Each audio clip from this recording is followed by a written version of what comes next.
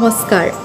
আজি 17 জুন আৰু আজিৰ দিনটোৰ তাৎপৰ্যৰ বিষয়ে মই চাগৈ বহলাই কাকো ক'ব নালাগে। ৰূপৰ কোঁৱৰ জ্যোতিপ্ৰসাদ আগৰৱালাদেৱৰ জন্মদিন আৰু সকলোৱে সেই বিষয়ে জানে। তেখেতৰ জীৱনী বা তেখেতৰ সৃষ্টিৰাজিৰ বিষয়ে বেলেগকৈ কোৱাৰ প্ৰয়োজন নাই চাগৈ। সেয়ে মই আজি ভিডিঅ' এটা নবনাওঁ বুলি ভাবি আছিলোঁ। কিন্তু আমি যিসকল ব্যক্তিক খুব অন্তৰৰ পৰা শ্ৰদ্ধা কৰোঁ, যিসকল আমাৰ চিৰনমস্য আচলতে, অভিনেতা হওক, শিল্পী বুলি কৈ দিলেই তেখেতলোক সদায় শ্ৰদ্ধাৰ পাত্ৰ। আৰু আমাৰ সেই খুব ভাল লগা শিল্পীসকলক আমি বহুতে ব্যক্তিগতভাৱে জনাৰ খুব এটা হেঁপাহ মনত পুহি ৰাখোঁ। যদি আপোনালোকৰ জ্যোতিপ্ৰসাদ আগৰৱালাদেৱকো এজন গীতিকাৰ, ৰূপকাৰ, সুৰকাৰ, চিত্ৰশিল্পী, বোলছবি নিৰ্মাতা, এজন ব্যৱসায়ী, এজন গায়ক ৰূপে জনাৰ উপৰিও ব্যক্তিগতভাৱে জনাৰ কিছু ইচ্ছা আছে, তেনেহ'লে আজি অনুভৱিছ ৱৰ্ল্ডৰ এই ভিডিঅ'টিলৈ মই আপোনালোকক স্বাগতম জনালোঁ।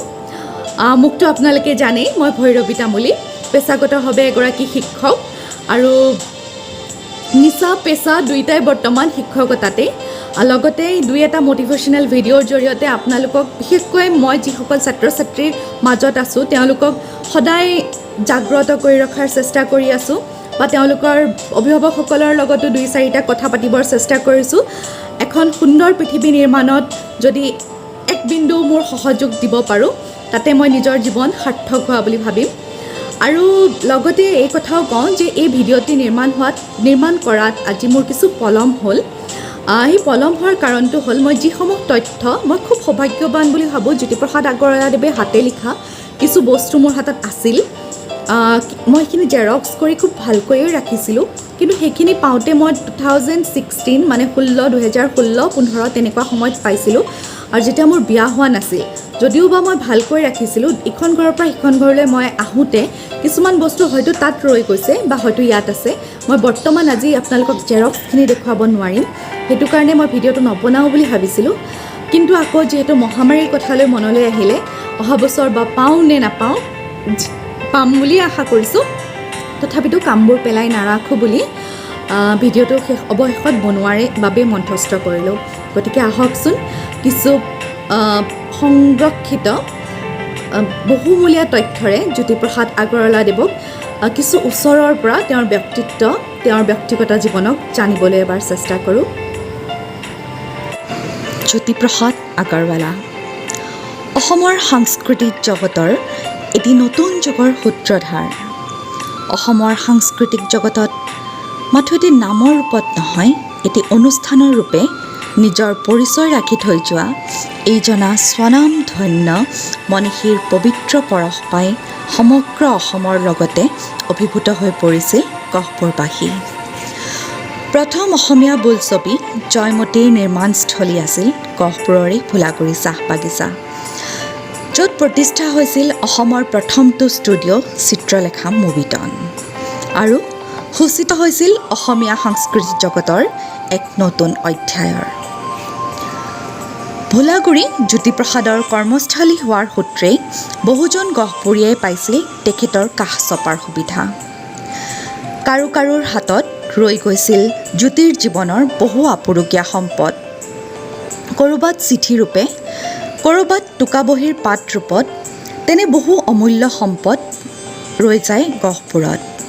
বহু সময়ত স্থানীয় অস্থানীয় কাকত আলোচনীত হয়তো ভুমুকিও নমৰা নহয় এই তথ্যসমূহে। তেনে কিছু সম্পাদিত, কিছু অসম্পাদিত সংৰক্ষিত সমলৰ লেচেৰি বুটলি শিল্পীজনালৈ জনাব বিচাৰিছোঁ শত সহস্ৰ প্ৰণিপাত। জ্যোতিৰূপা আলোচনীৰ পাতত জ্যোতিপ্ৰসাদৰ ডায়েৰীৰ শেষ পৃষ্ঠা। অক্লান্ত কৰ্মী জ্যোতিপ্ৰসাদে বিভিন্ন কামৰ মাজত থাকিও বহু সময়ত বহুজনলৈ চিত্ৰ পত্ৰ আদি লিখিছিল। জীৱনৰ সেই সময়ত দিনপঞ্জীও লিখিছিল তেওঁ। সেই সময়ত বাগিচা পৰিচালনা কৰিবলৈ তেওঁ তামোলবাৰী বাগিচাত থিতাপি লৈছিলহি। মৃত্যুৰ আগৰ বছৰ তেওঁ গোটেই বছৰটোত প্ৰতিদিনৰ কাম লিপিবদ্ধ কৰিছিল।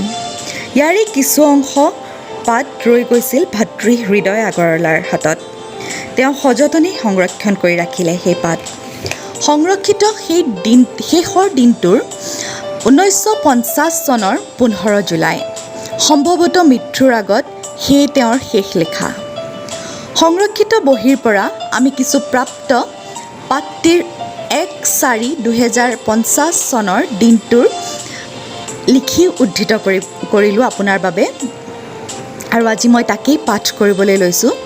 সেই লেখাই জ্যোতিপ্ৰসাদক বাগিচাৰ পৰিচালক ৰূপত উদ্ভাসিত কৰিছে, যিজনে মালিক পৰিচালকৰ সম্পৰ্কত বান্ধ খাই নাথাকি মালিকৰ নহৈ বনোৱাৰ কল্যাণৰ প্ৰতিহে দায়বদ্ধ হোৱা দেখা গৈছে।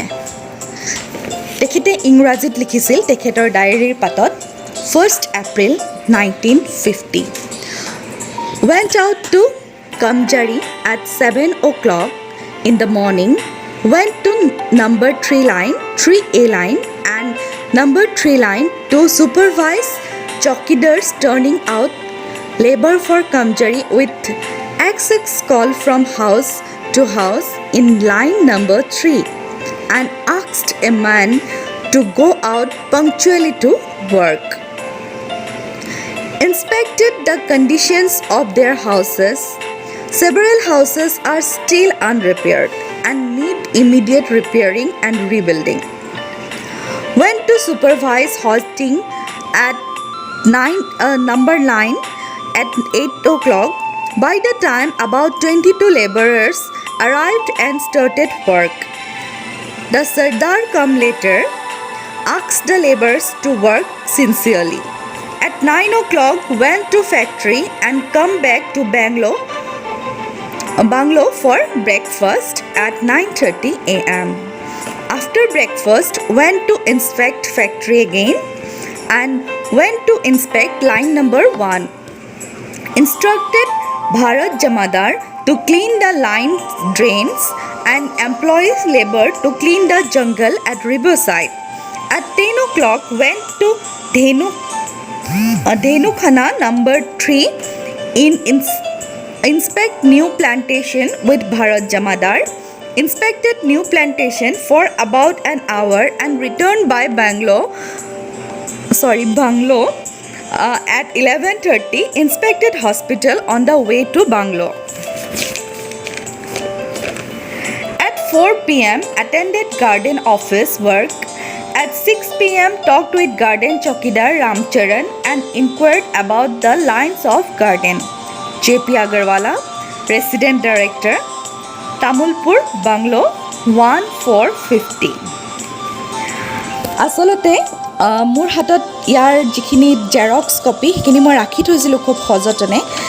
ইয়াত মই লিখা আপোনালোকক পৃষ্ঠাটোৰহে এখন ফটো লগাই দিছোঁ, যিটো আপোনালোকে যদি তাৰিখটো লক্ষ্য কৰিছে তেতিয়াহ'লে দেখা পাব। এইটো মই লিখিছিলোঁ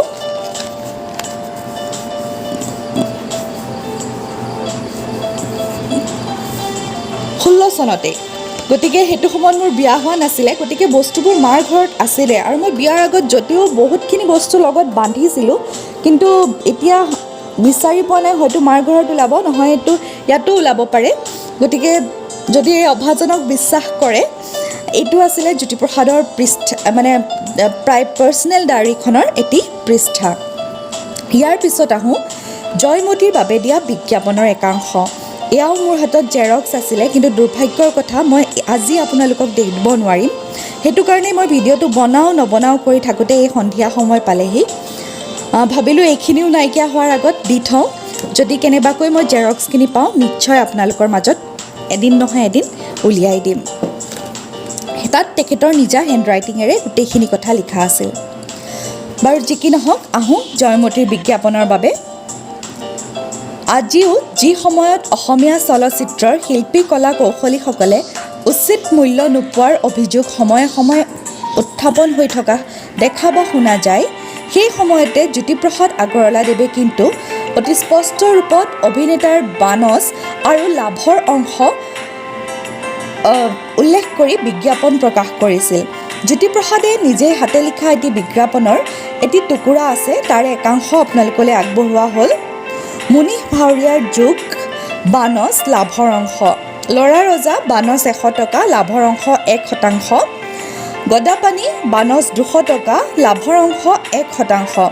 অতন বুঢ়াগোহাঁই বানচ 200 টকা আৰু লাভৰ অংশ 1%। তেনেকৈ তেওঁ লাই থাপেনা বুঢ়াগোহাঁইৰ 100 টকা, লাজ কমল বৰপাত্ৰৰ 100 টকা, খুহুতীয়া শৰ্মাৰ 100 টকা, পৃথু চাংমাই 50 টকা, মান্না গামৰ 25 টকা, কমলৰ 25 টকা, চাওদাং বৰুৱা 50 টকা, বন্দীশাল বৰুৱা 50 টকা, মুক্তিয়াৰ 25 টকা, নেনাই চমুৱা 25 টকা, লিটিপ চিপাদাৰ 25 টকা, লাই 50 টকা, লেচাই 25 টকা হিচাপে দৰ ঠিক কৰিছিল। ইয়াৰ উপৰিও অন্য বৈদ্য, চন্তৰী, চাওদাং, বাটৰুৱা, নাৱৰীয়া, নগা ইত্যাদি সৰু সুৰা ভাও অনেক আছে। তেনেকুৱা ভাও যদি কাৰোলৈ ফিল্মৰ বিষয়ে অভিজ্ঞতা লাভ কৰিবৰ কাৰণে কোনো ইচ্ছুক হয় তেন্তে তেখেতসকলক আমাৰ গ্ৰহণ কৰা হ'ব আৰু 5 টকাৰ পৰা 10 টকা বানচ দিয়া হ'ব। এইদৰে তেওঁ বিজ্ঞাপনটি প্ৰকাশ কৰিছিল।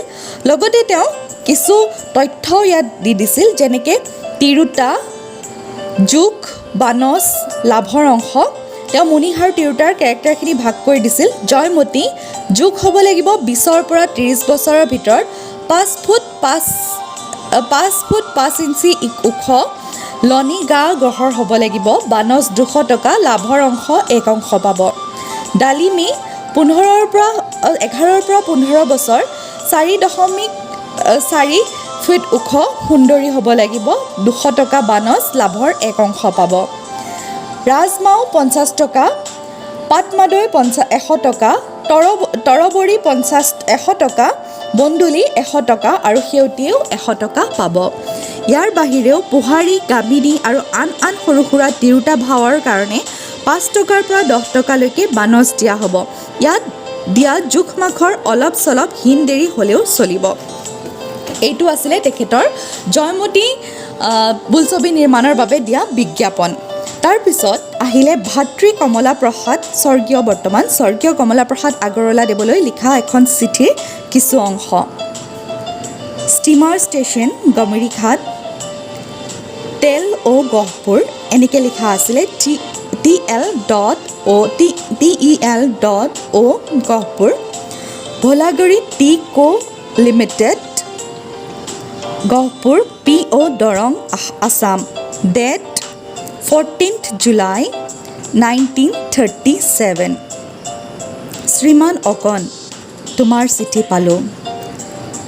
মোৰ ডিভিডেণ্ড চাৰ্টিফিকেটখন হেৰাল, আকৌ তামোলবাৰীলৈ লিখিলেহে হ'ব। এই চিঠি পায়েই তেজপুৰৰ গুদামত থকা ষ্টুডিঅ'ৰ ডাঙৰ কাপোৰ দুখন ইমিডিয়েটলি মেইলত ইয়ালৈ পঠিয়াই দিবা, জৰুৰী। মই কেইদিনমান আৰু থাকিব লাগিব, দেওবাৰ মানেহে যাম হ'বলা। আশা কৰোঁ তাত সকলোৰে ভাল, শ্ৰীজ্যোতি। ইয়াত কিন্তু মেইল গাড়ীৰ কথা কৈছে দেই, তেতিয়া ইমেইল সিমেইল নাছিলে, গতিকে এইটো মেইল গাড়ীৰ কথা কৈছিলে, যিটো পানী জাহাজৰ ব্যৱস্থা আছিলে তেজপুৰৰ পৰা গমিৰিঘাটলৈ, তাত পঠিয়াই দিবলৈ কৈছিলে। আৰু এখন তেখেতৰ চিঠি আছিলে যিখিনি মই পাইছিলোঁ। জ্যোতিপ্ৰসাদে স্বৰ্গীয় গগন চন্দ্ৰ গোস্বামীলৈ লিখা এখন চিঠিৰ প্ৰতিলিপি। তামোলবাৰী, লাহোৱাল, 15/5/1946। নিবেদন। আশা কৰোঁ আপোনাৰ কন্যাটিৰ শুভ কাৰ্য সুকলমে সমাধা হৈ গ'ল।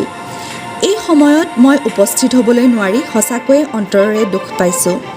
সিদিনা বিজয় ভাগৱতী ডিব্ৰুগড়লৈ আহোঁতে মোৰ ইয়ালৈকে আহি গ'ল। বহুদিনৰ মূৰত তেওঁলোকক দেখি বৰ আনন্দ পালোঁ। শ্ৰীযুত অমিয় দাদাকহে দেখাৰ সুবিধা নহ'ল। মই ইয়াত শয্যাগত হৈ থাকোঁতেই তেওঁলোক ডিব্ৰুগড়লৈ আহি গ'ল, সেইকাৰণে লগ পাব নোৱাৰিলোঁ। আজি 15 দিনমানৰ পৰা গাত কিছু বল পাইছোঁ। আপুনি মাজে সময়ে চিঠি পত্ৰ দি লিখি থাকিব। আপোনাৰ পৰা চিঠি পত্ৰ পাই থাকিলে ভাল পাওঁ।